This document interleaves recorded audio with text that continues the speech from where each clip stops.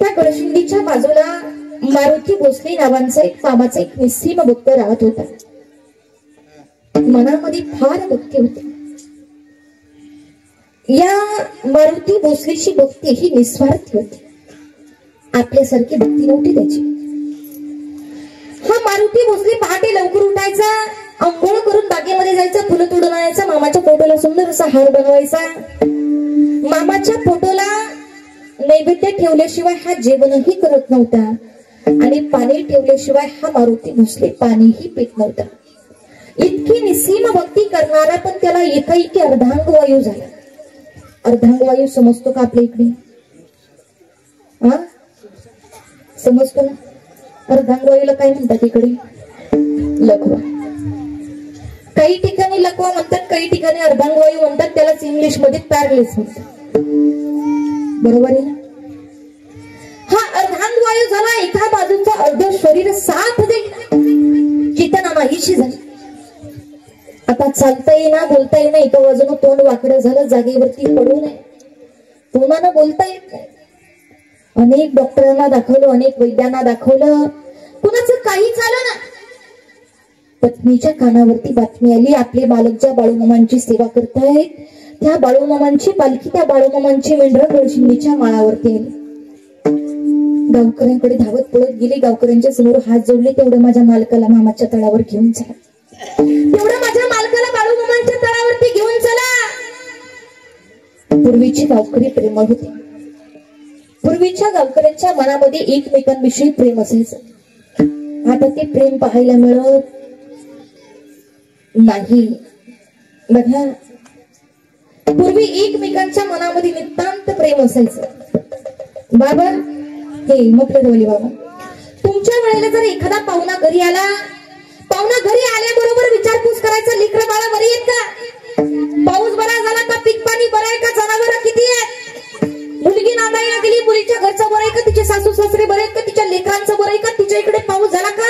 आजी तुमच्या वेळेला एखादी पाहुणी, एखादा पाहुणा जर घरी आला तर गप्पा मारायला रात्र पुरत नव्हती. पूर्वी लोक रात्र रात्र गप्पा मारत बसायचे.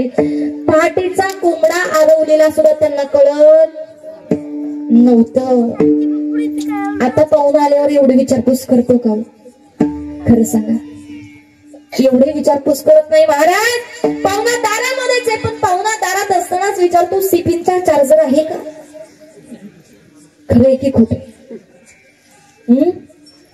कुठं गेलं प्रिय? पूर्वी माणसांची परिस्थिती गरीब होती, पण माणसांची मन श्रीमंत होती.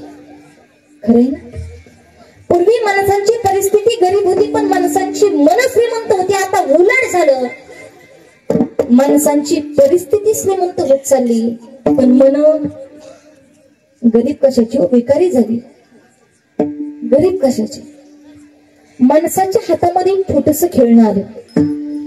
माणसाच्या हातामध्ये एक छोटस खेळणं आलं आणि त्या खेळण्यानं माणसाचंच खेळणं करून टाकलं. मी मोबाईलला नावं ठेवत नाही. मोबाईल चांगलाही तितकाच आहे आणि मोबाईल वाईटही तितकाच आहे. तर त्याचा वापर कसा करायचा हे आपल्या हातात आहे. महाराज, पूर्वी गावकऱ्यांच्या मनामध्ये प्रेम होते. गावकऱ्यांनी पटकन घाई केली आणि या मारुती भोसलेच्या दारामध्ये गाडी आणून उभी केली. बाबा, कोणती गाडी होती तुमच्या वेळेला? बैलगाडी होती. बैलगाडी आणली, मारुती भोसलेच्या दारामध्ये आणून उभी केली. याला चालता येत नाही, बोलता येत नाही, उठता येत नाही, बसता येत नाही. मग घोंगडी अंथरली आणि या घोंगडीमध्ये मारुती भोसलेला झोपवलं. 2 जणांनी घोंगडी बाजूला पकडली, घोंगडी त्या बैलगाडीमध्ये टाकली आणि बैलगाडी माझ्या मामाच्या तळाची दिशेनं चालू लागली. बघता बघता माझ्या मामाचं तळ आलं. जसं माझ्या मामाचं तळ आलं, मारुती भोसलेला कळून चुकलं, म्या माझ्या मामाच्या तळावर आलो आहे. म्या माझ्या मामाच्या तळावर आलो आहे. कसं कळालं असेल बरं? येणारा जाणारा प्रत्येक भक्त, येणारा जाणारा प्रत्येक भक्त माझ्या बाळूमामांचं नामस्मरण करत चालला होता. येणारा जाणारा प्रत्येक भक्ताच्या मुखामध्ये या बाळूमामाचं नाव होतं, जय बाळूमामा, जय बाळूमामा. बाळूमामाच्या नावानं चांग दिलं, बाळूमामाच्या नावानं चांग दिलं. प्रत्येक भक्ताच्या मुखामध्ये बाळूमामांचं नाव होतं. ऐका, नाही त्या गोष्टीचं व्यसन लावून घेण्यापेक्षा माझ्या बाळूमामाच्या नावाचं व्यसन लावून घ्या. नाही त्या गोष्टीचा वेळ लावून घेण्यापेक्षा माझ्या मामाच्या नावाचं वेळ लावून घ्या. एकदा का माझ्या मामाच्या नावाचं वेळ या मनाला लागलं की तू या जीवाचा तुमचा उद्धार झाल्याशिवाय राहणार नाही. हॅलो, एकच पद वाजवा बरं. हॅलो, मामाना देवाना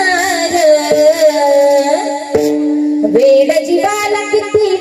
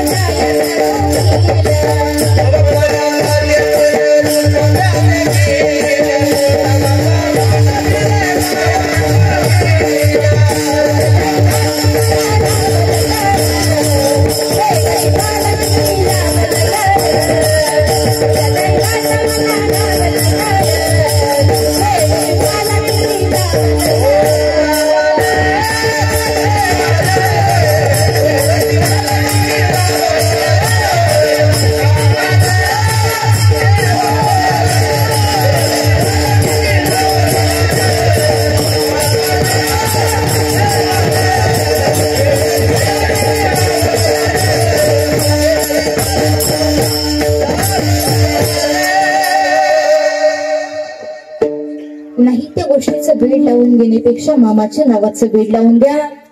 या प्रत्येक भक्ताला माझ्या मामाच्या नावाचं वेळ लागलं होतं. येणारा जाणारा प्रत्येक भाविक भक्त जय बाळूमामा या नामाचा गजर करत चाललेला होता.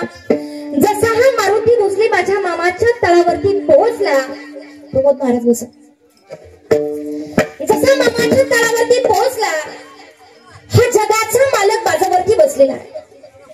हा जगाचा मालक बाजावरती बसलेला आहे. हातामध्ये काठी आहे, डोईला फेटा आहे, कपाळी भंडारा आहे, खांद्यावर घोंगडे, पायामध्ये जोडे. सुंदर देखणं स्वरूप माझ्या मामाचं. जसं या मारुती भोसलेला तळावरती आलेलं पाहिलं तसं माझ्या मामानं जोरात आवाज दिला, अरे हे भोसल्या, आलाच होईल. मारुती भोसलेच्या डोळ्यामध्ये टचकन पाणी आलं. मारुती भोसलेला बैलगाडी मधून बाहेर काढलं आणि मामाच्या चरणाजवळ नेऊन ठेवलं. मारुती भोसलेनं आपलं मस्तक मामाच्या चरणावरती टेकवलं. तसं डोळ्यामधून गळगळ गळगळ अश्रू वाहू लागली. मामाच्या चरणावरती अश्रूचा अभिषेक केला. हा मारुती भोसले मनात म्हणतो, मामा मी तुमच्या तळावर आलो की, पण मामा इथून मागं येताना मी माझ्या पायानं चालायचं, मामा मी माझ्या तोंडानं बोलायचं, पण मामा माझ्या भक्तीत नेमकं कमी काय पडलं सांगा ना मामा. मामा आयुष्यभर मामा तुमची भक्ती केली, आयुष्यभर मामा तुमची सेवा केली. मामा काय चूक झाली, कोणत्या चुकीची शिक्षा दिली? तोंडानं बोलत नाही बरं, हा मनात बोलतोय. पण मामा सर्व जाणते. माझ्या मामानं मनामध्ये असणारं ओळखलं. मामा बोलू लागले, लेका अरे काय चुकलं पुण्यांदा विचारतोस? नीट आठव, माझ्या तळावून जाताना मला काय शब्द देऊन गेलास? मामा दर 15 दिवसाला येणाऱ्या एकादशीला मला तळावर यायला जमणार नाही मामा. दर महिन्याला येणाऱ्या अमावस्येला मामा मला तळावर यायला जमणार नाही. पण मामा कमीत कमी दर 6 महिन्याला का होईना मामा तुमच्या तळावर येईल. मामा दर 6 महिन्याला का होईना तुमच्या तळावर येईल. लेखा आठव. शब्द देऊन गेलास पण दिलेला शब्द पाळला नाही. ऐका, मारुती भोसलेला चूक लक्षात आली. आज आमच्यामध्ये सुद्धा कित्येक मारुती भोसले बसले असतील जे या माझ्या बाळूमामाला शब्द देतात आणि दिलेला शब्द पाळत नाही. अहो शब्द देऊच नका. माझा मामा काही शब्दाचा भुकेला आहे का? शब्द देऊ नका. पण जर का एकदा माझ्या मामाला शब्द दिला तर तो शब्द पाळायला शिका. मारुती भोसलेच्या चूक लक्षात आली. मारुती भोसलेनं मनोमन मामांना हात जोडले. मामा चुकले बघा. पण मामा या जगात जर मला बरं करणार कोण असेल तर मामा फक्त तुम्ही आहे. मामा बरं करा मला. मामानं सांगितलं ठीक आहे लेका मी तुला बरं करतो. पण जर तुला बरं व्हायचं असेल तर माझ्या तळावर 1.25 महिना राहावं लागेल. किती? 1.25 महिना राहावं लागेल. हा मनात म्हणतो मामा मामा जर तुम्ही मला बरं केलं तर 1.25 महिना काय 6 महिने राहायला तयार आहे. पण कधी कधी जर बरं केलं तर ही झाली आपली जात. जर देवानं माझं काम केलं देवानं माझं बरं केलं तर 1.25 महिन्याच्या ऐवजी 6 महिने राहायला तयार आहे. तसं 15 दिवसाला महिन्याला जाऊन यायलाही जमत नाही. पण देवानं जर माझं काम केलं तर 1.25 महिन्याच्या ऐवजी 6 महिने राहायला तयार आहे. मामानं सांगितलं ठीक आहे लेका पण मी तुला शब्द दिला आहे 1.25 महिन्याच्या आत मी तुला बरं करतो. 1.25 महिना राहायला तयार झाला. मामानं एका सेवकाला बोलवलं. सेवकरी धावत पळत आला. जी मामा मला बोलवलं. आज माझ्या तळावर कन्या आणि आंबिलीचा प्रसाद झालाच पाहिजे. संध्याकाळी आरती झाली. आरतीच्या नंतर कन्या आंबिलीचा प्रसाद झाला. मारुती भोसलेला हाताने खाता येत नाही म्हणून एका सेवकाला याच्या मुखामध्ये घास घालायला सांगितलं. मारुती भोसलेच्या जवळ मामा बसलेले आहेत. एक सेवकरी याच्या मुखामध्ये कन्या आंबिलीचा घास घालतो. पण ऐका जर माझ्या मामाच्या कुठल्याही कार्याला आडवे गेला तर मामाचा प्रसाद सुद्धा खाता येणार नाही. मामा सांगतात जो माझ्या चरणावरती मस्तक टेकवतो त्याच्या कर्तव्य लोण्याचा गोळा आहे. जो माझ्या चरणावर मस्तक टेकवतो जो मला हाय म्हणतो त्याच्या कर्तव्य लोण्याचा गोळा आहे. पण जो मला नाही म्हणाल जो माझ्या कार्याला आडवा जाईल. ऐका मामा सांगतात म्या खैराचा हिंग हाय. म्या खैराचा हिंग हाय. म्या हिंगाचा प्याला हाय म्हणून सांभाळून राहावा. मामाच्या कार्याला आडवे जाऊ नका. बघा हा मारुती भोसलेच्या मुखामध्ये सेवकरी घास घालतोय. पण मुखामध्ये गेलेला घास सुद्धा आता बाहेर येऊ लागला. कन्या आंबिलीचा प्रसाद आता त्याच्या तोंडामध्ये जाईना. त्याच्या डोळ्यामध्ये पाणी उभरलं. मामाला मनोमन म्हणू लागला मामा मामा एवढं पाप केलं का मामा तुमचा प्रसाद मला खाता येईल. मामानं सांगितलं लेका 2 दिवसात वाकडं झालेलं तोंड मी बरं करतो. मामानं शब्द दिला आणि भंडारीची मोठी याच्या कपाळाला लावली. महाराज मामा काय डॉक्टर नाहीत. मामाकडे गोळ्या नाहीत. मामाकडे औषध नाही. मामाकडे इंजेक्शन नाही. मामाकडे कुठला मलम नाही. पण सगळ्या रोगांवरती चालणारा हा भंडारा मामाने या मारुती भोसलेच्या मस्तकाला लावला. आणि कितीतरी महिने वाकडं झालेला तोंड एका क्षणामध्ये माझ्या मामानं सरळ केलं. जे कोणत्या डॉक्टरला जमलं नाही जे कोणत्या वैद्याला जमलं नाही ते माझ्या मामानं करून दाखवलं. 2 दिवसात वाकडं झालेलं तोंड माझ्या मामानं बरं केलं. मारुती भोसले व्यवस्थितपणे आता खाऊ लागला. बघता बघता आठवडा झाला. 2 आठवडे झाले. 4 आठवडे झाले. महिना झाला. आता 1.25 महिना होत आला. पण हा मारुती भोसले जागीच पडलेला. सहज दुपारच्या वेळेला हा जगाचा मालक बाजावरती बसला होता. माझ्या मामाची कृपादृष्टी या मारुती भोसलेवरती पडली. जशी मामाची कृपादृष्टी मारुती भोसलेवरती पडली ज्या अर्ध्या शरीरामध्ये चेतना नव्हती त्या शरीरामध्ये चेतना निर्माण झाली. हात उचलत नव्हता, तो हात उचलू लागला. ज्या पायामध्ये जीव नव्हता त्या पायामध्ये जीवाला शेजारी पडलेली काठी माझ्या मामानं उचलली, मारुती भोसलेच्या अंगावरती फेकली. मामानं सांगितलं, अरे रांडाच्या किती दिवस एका जागी पडून राहणार, ती काठी उचल आणि स्वतःच्या पायावरती चालून दाखव. मारुती भोसले मनात विचार करू लागला, मामा इतकी महिने झालाय एका जागी बसून, आता एकाएकी कसा चालला. पण त्याला कळून चुकलं. ऐका, आपल्याला वाटतं देव असून मामा शिवे देतात, शिवे काय आपले आहेत का? नाही महाराज, जितकी ताकद माझ्या मामाच्या भंडाऱ्यात आहे तितकीच ताकद कन्या आणि आंबिलीच्या प्रसादात आहे.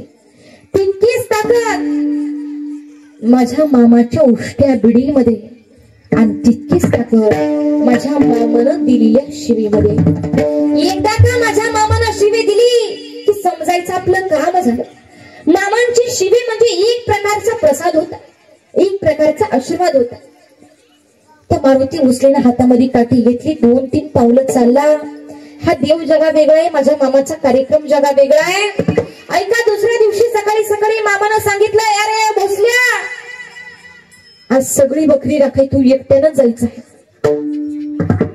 सगळी बकरी राखायला तू एकट्यानंच जायचं आहे. मारुती भोसलेनं मात्र मामासमोर हात जोडले. मामा काल तुमच्या आशीर्वादानं मामा 2-3 पावलं चाललो मामा, पण एवढी 1000-1200 बकरी मला एकट्याला आवडलं आहे का? मामानं पुन्हा एकदा शिवी दिली, अरे सुटकाळीच्या, मी सांगतोय ना म्हणून तू बकऱ्याकडे जायचं. त्यानं सांगितलं, ठीक आहे मामा. आरती झाली, प्रसाद झाला.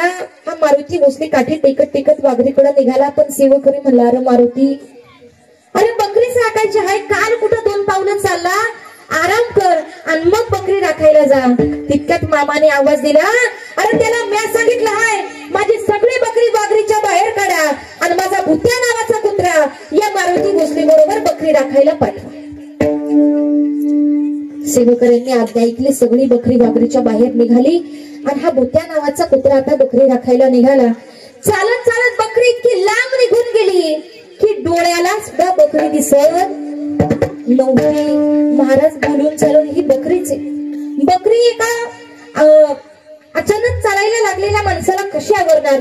या मारुती भोसलेला बकरी आवरेना, बकरी लांब निघून गेली.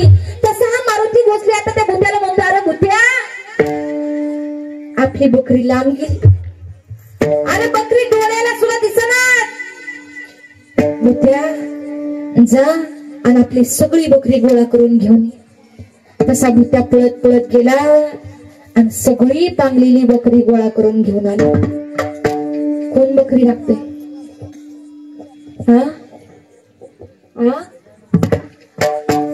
कोण बकरी राखते? एक मुका प्राणी बकरी राखतो, एक कुत्रा बकरी राखतो. आपण मन सासून आपल्याला कीर्तनात बोलायला जमाना, विचारलेले प्रश्नांची उत्तर द्यायला जमाना. किती मोठी शोकांतिका आहे.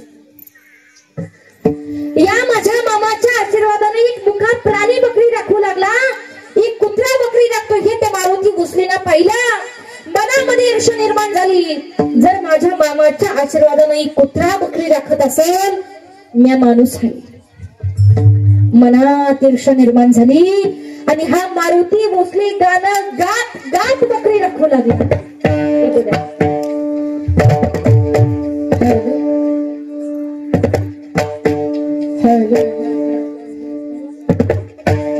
भंडारा कपाळी हाती घोंगडा काठी